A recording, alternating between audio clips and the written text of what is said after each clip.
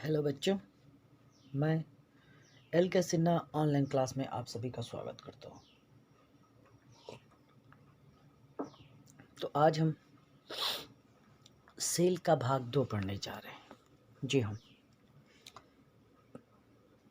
पहले भाग में हमने पढ़ा कि कोशिका क्या होती है, किस प्रकार होती है, जंतु और पादप कोशिका की संरचना कैसे होती है, उसके बारे में पढ़ा। साथ ही साथ हमने उसकी कोशिकांगों का भी अध्ययन किया।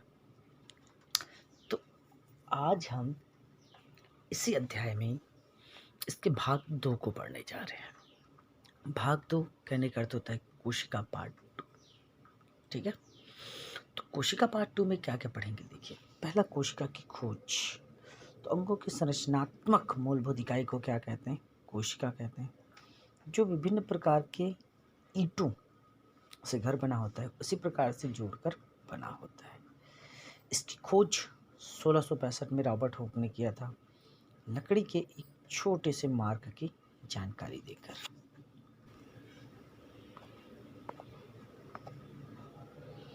तो इस प्रकार से उन्होंने लकड़ी की परत के ऊपर छाल का अवलोकन करके बताया था कि किस प्रकार से उसकी संरचना होती है।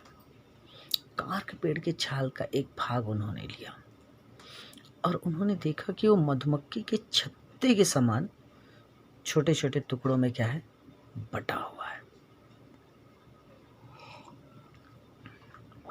तो छोटे छोटे टुकड़ों में जो बटा हुआ है उसी बॉक्स के समान दिखाई देते थे अलग अलग।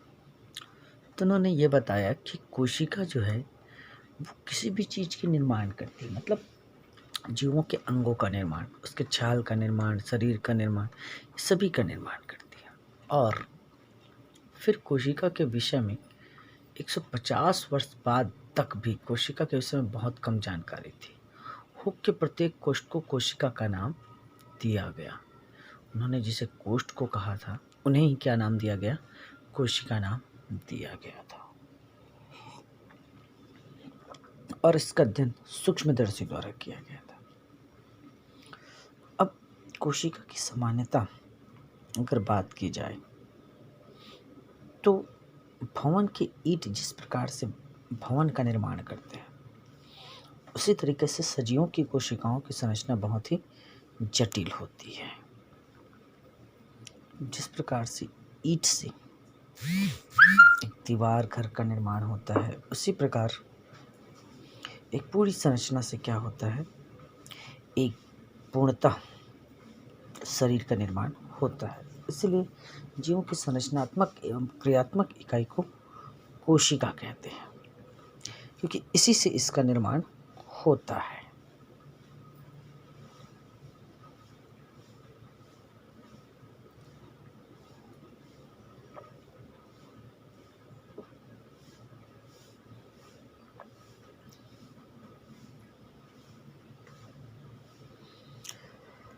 मुर्गी का अंडा आसानी से दिखाई जाता है, ये एकल कोशिका है अथवा समूह।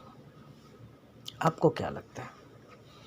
तो मुर्गी का अंडा जो है सामान्यतः एक कोशिका है, जो आकार बड़ा होने के कारण नग्न आंखों से दिखाई देता है। ऐसे माना जाए तो सबसे बड़ी कोशिका शुतुरमुर्ग का अंडा होता है, और सबसे छोटी कोशिका की अगर बात करूं तो वो माइकोप्लाज्मा होता है। तो इस प्रकार से ये आकार बड़ा होने के कारण दिखाई देता है। अब सजीवों में कोशिका की संख्या की अगर बात करूं तो पृथ्वी पर लाखों जीव हैं। वह आकृति और साइज में सभी भिन्न है, और भिन्न भिन्न होने के कारण उनमें संख्याएं भी भिन्न भिन्न हैं। कोशिका की संरचना का विस्तृत अध्ययन उसके अभिरंजक के उपयोग करके किया जा सकता है। अभिरंजक का उपयोग करने से वो रंगीन दिखाई देता है, जिसकी सहायता से आसानी से उसका अध्ययन किया जा सकता है। किसी भी लंबे वृक्ष या हाथी जैसे विशाल जंतु में पाए जाने वाली कोशिका अरबों खरबों में हो सकती है। मनुष्य के शरीर में भी खरब कोशिकाएं पाई जाती हैं, जो आकृति और साइज में क्या होती है, भिन्न होती है। अर्थात कहने का अर्थ हुआ कि इस पृथ्वी पर जितने भी जीव जंतु पाए जाते हैं सभी कोशिकाओं से मिलकर बने होते हैं, और सभी में कोशिकाओं की संख्या अलग अलग होती है।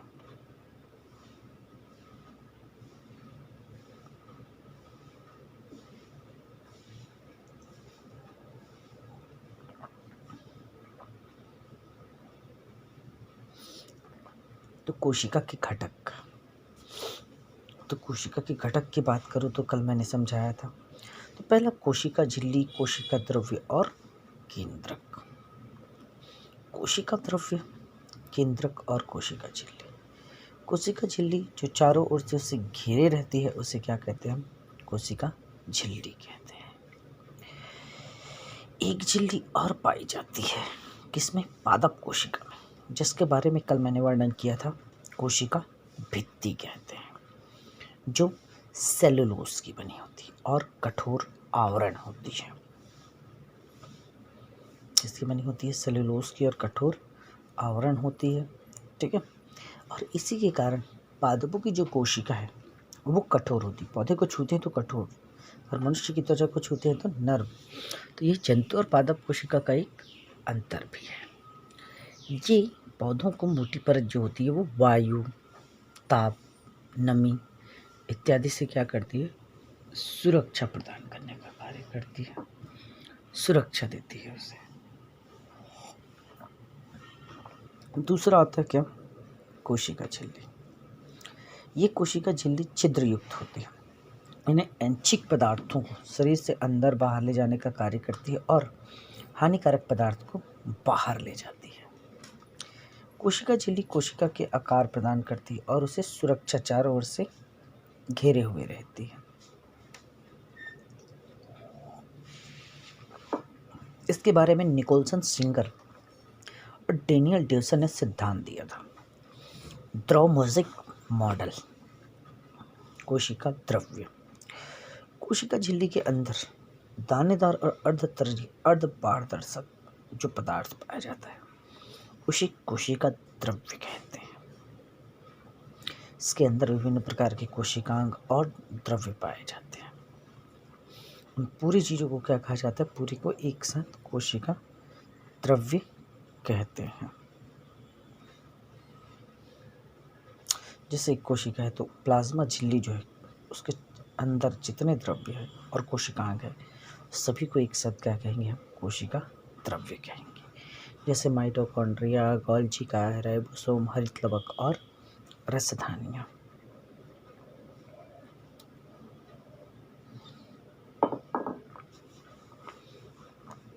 केंद्रक।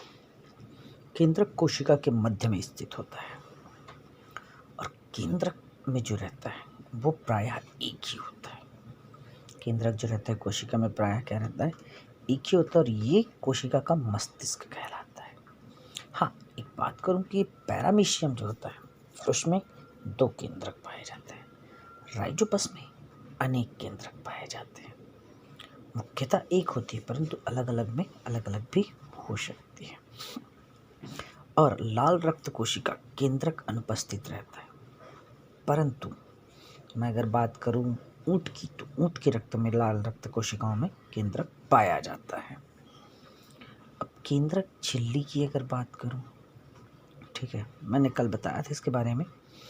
तो केंद्रक झिल्ली ये पूर्ण विकसित कोशिकाओं में पाया जाता है, मतलब यूकैरियोटिक में पाया जाता है केंद्रक झिल्ली, प्रोकैरियोटिक में नहीं पाया जाता। ये यूकैरियोटिक प्रोकैरियोटिक कोशिका में अंतर होता है, किसमें पाया जाता है किसमें नहीं पाया जाता। तो केंद्रक को चारों ओर से जो घेरे रहता है झिल्ली, उसी को क्या कहते हैं? केंद्रक झिल्ली कहते हैं। तो इसमें छोटे छोटे छिद्र पाए जाते हैं और इसके अंदर केंद्रक द्रव्य उपस्थित होता है। अब आते हैं जीव द्रव्य की बात। जीव द्रव्य कोशिका द्रव्य और केंद्रक द्रव्य के आपस में मिलकर जीव द्रव्य का निर्माण करते हैं, जो जीवन का भौतिक आधार होता है। प्रश्न कभी कभी आता है कि जीवन का भौतिक आधार क्या है? तो जीव द्रव्य है। जी हाँ, तो कोशिका द्रव्य और केंद्रक के अंदर पाए जाने वाले द्रव्य। तो केंद्रक के अंदर एक छोटी सी सघन संरचना और पाई जाती है जिसे कहते हैं हम लोग केंद्रिका, न्यूक्लियोलस जिसे कहते हैं। ये एक सघन संरचना होती है, इसके अंदर गुणसूत्र पाया जाता है। केंद्रक में धागे की समान संरचनाएं पाई जाती है जिसे गुणसूत्र कहते हैं, जिसमें समस्त हमारे गुण, एक जीव के निर्माण प्रक्रिया, उसके गुण व्यवहार, सभी चीज़ें आनुवांशिक पदार्थ के रूप में रहती है और इसी से एक पीढ़ी से दूसरी पीढ़ी पर गुण जाता है। जीन सजीवों में आनुवांशिक गुणों के वाहक होते हैं जो गुणसूत्र पर दाने के समान रचनाओं में पाई जाती है। ये जीन होते हैं ACGT, ठीक है, एडेनिन, ग्वानिन, थायमिन, इस प्रकार के इसमें पाए जाते हैं। तो जब आपको DNA के बारे में बताऊंगा तो आप लोगों को इस जीन की संरचना के भी बारे में अच्छे से स्पष्ट बता दूंगा, परंतु अभी आपको इतना ही जानना जरूरी है। अब आता है प्रोकैरियोटिक्स और यूकैरियोटिक्स। मैंने पहले बताया था केंद्रक के चारों ओर केंद्रक झिल्ली अनुपस्थित होता है तो वो प्रोकैरियोटिक कोशिका होती है। जैसे कि कौन? जैसे कि जीवाणु, ठीक है, जीवाणु में नहीं पाया जाता केंद्रक झिल्ली। जिनमें केंद्रक झिल्ली पाई जाती है उसे क्या कहते हैं? यूकैरियोटिक। तो यूकैरियोटिक में कौन आता है? सभी पक्षी आते हैं, मनुष्य आता है, यानी एक विकसित कोशिका आती है। साथ ही से पेड़ पौधे भी इसी में आते हैं।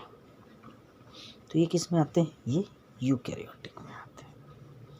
अब आता है जंतु और पादप कोशिका में अंतर की बात करूं तो जंतु और पादप कोशिका, ठीक, जंतु और पादप कोशिका में अंतर की बात करूं तो देखिए, हम जंतुओं की त्वचा सामान्यता होती है और पादप की त्वचा कठोर।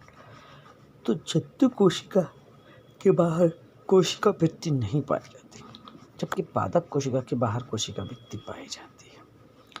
लवक जो रहता है अनुपस्थित रहता है, ठीक है, तार का उपस्थित रहता है। रिक्तिका जो रहती है जंतु में छोटी होती है, आकार वृत्ताकार होता है और कोशिका भित्ति क्या रहती है इसमें? अनुपस्थित रहता है। ये जंतु कोशिका है। पादप कोशिका की बात करूँ तो इसमें कोशिका भित्ति पाई जाती है, ठीक है, पहली विशेषता। लवक भी इसमें पाए जाते हैं, क्लोरोप्लास्ट, और तारक का अनुपस्थित रहता है, जबकि पादप में जंतु में उपस्थित। रिक्तिका इसमें बहुत बड़ी बड़ी होती है और साथ ही साथ, ठीक है, इसका आकार आयताकार होता है।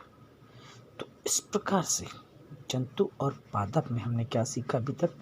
वीडियो में अंतर को सीखा और कोशिका के घटकों के बारे में क्या किया?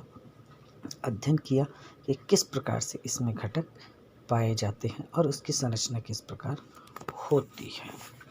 अब हम कोशिका ऐसे जीव जिनका शरीर कोशिकाओं से मिलकर बना होता है इसे बहुकोशिकी कहते हैं। एक कोशिकी और बहुकोशिकी की अगर बात करूं तो मनुष्य तो बहुत सारी कोशिकाओं से मिलकर बना हुआ है, तो क्या हुआ? एक बहुकोशिकी क्यों हुआ, जिसके बारे में मैंने अभी थोड़ी देर पहले कहा था, तो आप लोगों को जो याद होगा, ठीक है। और मैंने ये भी बताया था कि सबसे छोटी कोशिका को माइकोप्लाज्मा कहते हैं, ठीक, और सबसे लंबी कोशिका कौन सी है? तंत्रिका तंत्र कोशिका है। और सबसे बड़ी कोशिका कौन सी है? शुतुरमुर्ग का अंडा सबसे बड़ी कोशिका होती है। कोशिका सिद्धांत को स्लीडन और स्वान ने दिया था। किसने दिया था? स्लीडन और स्वान ने दिया था। और इस सिद्धांत में यही कहा गया था कि प्रत्येक जीव की उत्पत्ति एक कोशिका से होती है। प्रत्येक जीव का शरीर एक और अनेक कोशिकाओं का बना होता है और कोशिका का निर्माण जिस क्रिया से होता है उसमें केंद्रक मुख्य अभिकर्ता होता है।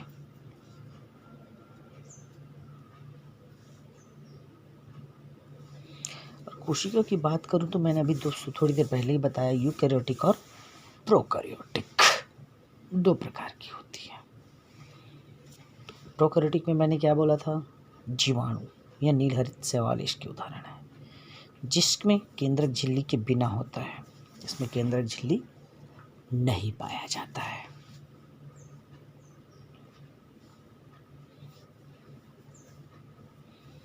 अब बात करें यूकैरियोटिक, तो दोहरी झिल्ली युक्त केंद्रक आवरण पाया जाता है और ये सभी पेड़ पौधे और जीव जंतु इसी के उदाहरण होते हैं। इसमें केंद्रक सुस्पष्ट रूप से उपस्थित होता है।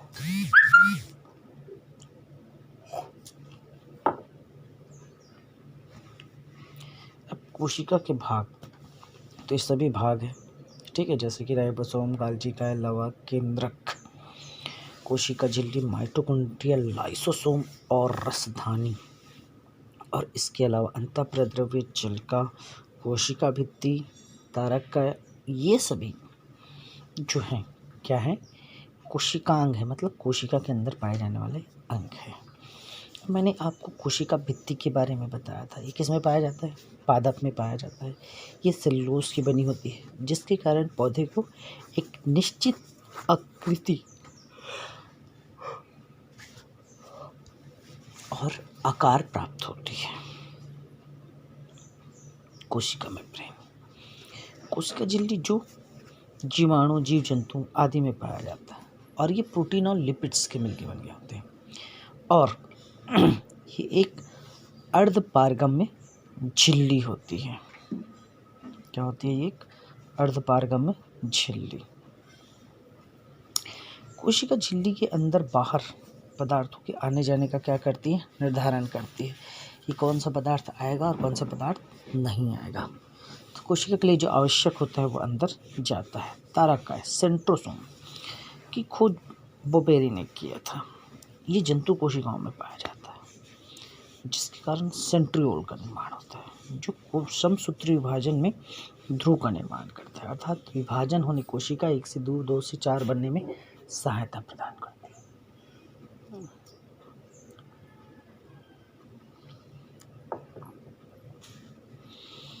ये झिल्ली की दूसरी कोशिका झिल्ली से संबद्ध होती है। इसमें छोटी छोटी कणिकाएं रहती है, जिसे क्या कहते हैं? राइबोसोम कहते हैं। तो प्रोटीन निर्माण में ये सहायता प्रदान करती है। ये दो प्रकार की होती है, चिकनी और खुरदरी। मैंने कल इसके बारे में डिटेल से बताया था कि किस प्रकार से होता है। जी हाँ, जिसमें राइबोसोम पाया जाता है वो खुरदरी, और जिसमें नहीं पाया जाता है वो चिकनी। ठीक है, जो प्रोटीन संश्लेषण में भाग नहीं लेता और दूसरा प्रोटीन संश्लेषण में भाग लेता है।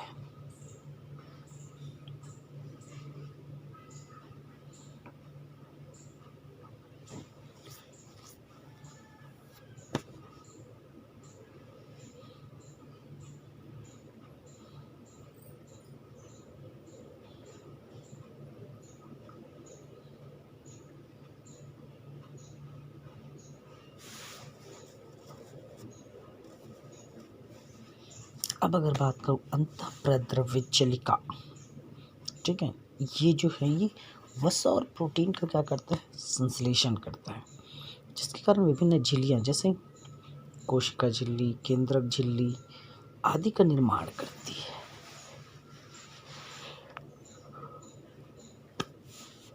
राइबोसोम ये इलेक्ट्रॉन सूक्ष्मदर्शी से देखे जा सकते हैं। इसकी खोज और नामकरण जी.ई. पेलाडे ने कब किया था? 1955 में किया था। राइबोसोम जो किसके पास पाया जाता है? ये अंतःप्रद्रव्य जलिका के अंदर पाया जाता है, जिसे राइबोन्यूक्लिक एसिड भी कहते हैं। ये प्रोटीन बनाने का निर्माण करती है, अर्थात राइबोसोम को क्या कहते हैं? कल ही बताया था मैंने, प्रोटीन की फैक्ट्री कहते हैं। क्या कहते हैं इसे? प्रोटीन की फैक्ट्री कहते हैं। फिर आता है माइटोकॉन्ड्रिया। माइटोकॉन्ड्रिया कोशिका द्रव्य में पाया जाने वाला एक गोलाकार और सूत्राकार संरचना है। इसकी खोज एल्टमैन ने सन 1890 ईस्वी में किया था। सीटी बेटा ने इसे सर्वप्रथम क्या किया था? 1897 में माइटोकॉन्ड्रिया नाम दिया था। इसका खुद का डीएनए होता है। इसकी सबसे अच्छी विशेषता यही है कि इस कोशिकांग में खुद का डीएनए अलग से होता है। केंद्रक में तो होता है, साथ ही साथ इसका भी डीएनए होता है। माइटोकॉन्ड्रिया में DNA, mRNA, messenger RNA, ribosome पाए जाते हैं, जिसकी सहायता से ये प्रोटीन संश्लेषण करता है और ऊर्जा का निर्माण भी करता है। इसीलिए इसे ऊर्जा घर भी कहते हैं, क्योंकि ये भोज्य पदार्थों का ऑक्सीकरण करके एटीपी ऊर्जा का निर्माण करता है। एटीपी ऊर्जा मतलब एडिनोसिन ट्राइफॉस्फेट। अगला आता है गोल्गी काय। गोल्गी काय का निर्माण खोज 1898 में कैमिलो गोल्जी नामक वैज्ञानिक ने किया था। ये एक जालिकानुमा संरचना पुट्टिकाओं से बना हुआ जटिल संगठन होती है। ये छोटी गोल पुट्टिकाओं से घिरा हुआ रहता है। क्या? गोल्जी का है।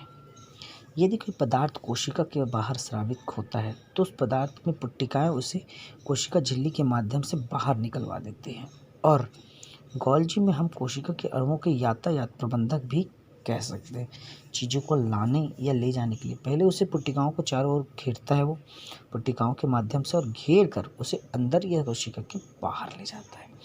लाइसोसोम, इसकी खोज डी डुवे ने सन 1955 में किया था। ये एकल झिल्ली वाला युक्त कोशिकांग है जो गोल थैलीनुमा संरचना में होती है। और लाइसोसोम की अगर व्यवस्थित बात करें तो इसके अंदर बहुत सारे पाचक एंजाइम्स पाए जाते हैं। लगभग 40 प्रकार के जल अपघटित एंजाइम भरे होते हैं, क्योंकि अगर वो बाहर आए तो पूरी कोशिका को समाप्त कर देंगे। इसलिए इसे आत्मघाती की थैली या आत्महत्या की थैली भी कहते हैं। ये हानिकारक चीज़ों को नष्ट करने के लिए होता है। अब आता है लवक। पादप कोशिकाओं में पाए जाने वाला लवक है। ये 3 प्रकार के होते हैं: हरित, अवर्णी और वर्णी लवक। हरित लवक आप जानते हैं पेड़ पौधे पत्तियों में पाई जाती है, ठीक है। तो हरे रंग का होता है और अंदर पर्णहरित होता है, जिसमें प्रकाश संश्लेषण की क्रिया के द्वारा वो भोजन का निर्माण करता है। इसीलिए इसे कोशिका का रसोई घर भी कहते हैं। क्या कहते हैं इसे? कोशिका का रसोई घर। आंतरिक संरचना को देखें तो ग्रेना के ऊपर जो जुड़ी हुई झिल्लियाँ रहती है उसे स्ट्रोमा कहते हैं, और बाहर ये दोहरी झिल्ली से घिरी हुई परत होती है। ल्यूकोप्लास्ट, ये रंगहीन लवक है जो पौधों के उन भागों में पाया जाता है जहाँ सूर्य के प्रकाश से वंचित रहता है, जैसे जड़ों में, भूमिगत तनों में, या भोज्य पदार्थों के संग्रहण करने वाला लवक होता है। कौन सा? ल्यूकोप्लास्ट। ये एक रंगहीन लवक है, इसमें किसी प्रकार का कोई रंग नहीं होता। जबकि क्रोमोप्लास्ट के कारण लाल, पीले, नारंगी आदि इत्यादि रंग पुष्प, फल या बीज में रंग पाए जाते हैं। जैसे टमाटर में लाइकोपेन के कारण, गाजर में कैरोटीन और चुकंदर में बीटाडीन नामक क्रोमोप्लास्ट के कारण ही क्या दिखाई देता है? वो रंगीन दिखाई देता है। लाइकोपेन याद रखना, ठीक है। गाजर में कैरोटीन और चुकंदर में बीटाडीन, ठीक। ये सब क्रोमोप्लास्ट के भाग होते हैं। और यह कोशिका की निर्जीव रचना है। इसमें तरल पदार्थ भरा होता है। जंतु कोशिकाओं में अनेक बहुत छोटी परंतु पादप में बहुत बड़ी केंद्र में स्थित होती है। क्या? वैक्यूल्स, जैसे हम सामान्यतः रसधानी कहते हैं।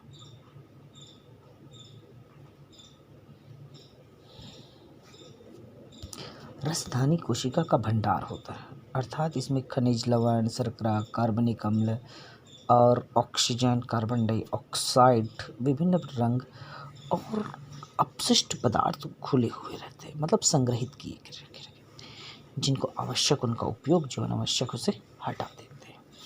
केंद्रक, ये कोशिका के मध्य में होता है और यह सबसे प्रमुख अंग है। इसीलिए इस तरह से इसे कोशिका का प्रबंधक या क्या कहते हैं? दिमाग कहते हैं, क्योंकि समस्त क्रियाओं का समन्वय और नियंत्रण इसी कोशिका के केंद्रक के द्वारा होता है।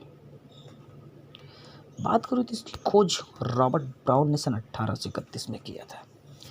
केंद्रक में 70% प्रोटीन, 10% डीएनए, 2 से 3% आरएनए और 3 से 5% लिपिड्स होते हैं। इसके बाहर केंद्रक आवरण रहता है, अंदर केंद्रिका पाई जाती है, केंद्रिका द्रव रहती है, इसके अंदर क्रोमोटीन रहता है जो अनुवांशिक पदार्थ के रूप में रहता है। इसके चारों ओर छोटे छोटे छिद्र पाए जाते हैं जिसे केंद्रक छिद्र भी कहते हैं। ये अनुवांशिक पदार्थ का वाहक होता है जो एक जनरेशन, एक पीढ़ी से दूसरे पीढ़ी पर क्या करता है?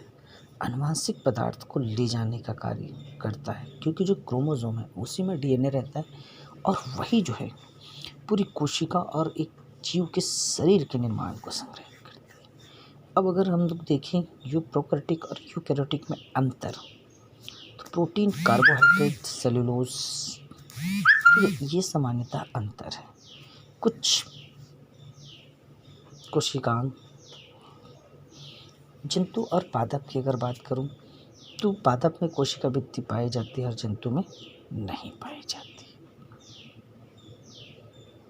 तो इस प्रकार से आज मैंने जो वीडियो में आप लोगों को दिखाया, ठीक है, कि किस प्रकार की होती है और क्या क्या चीज़ें होती है, तो बहुत सारे ऐसे प्रश्न हैं, जैसे कोशिका किसे कहते हैं, कोशिका का सिद्धांत किसने दिया और क्या है, ठीक, जंतु और पादप कोशिका, जंतु और पादप कोशिका का चित्र इसमें दिया हूँ, तो उसे कॉपी भी बना लेंगे आप लोग। और जंतु और पादप कोशिका के अलावा आपको कुछ प्रश्न और दे रहा हूँ, जिसे बनाकर रखना है।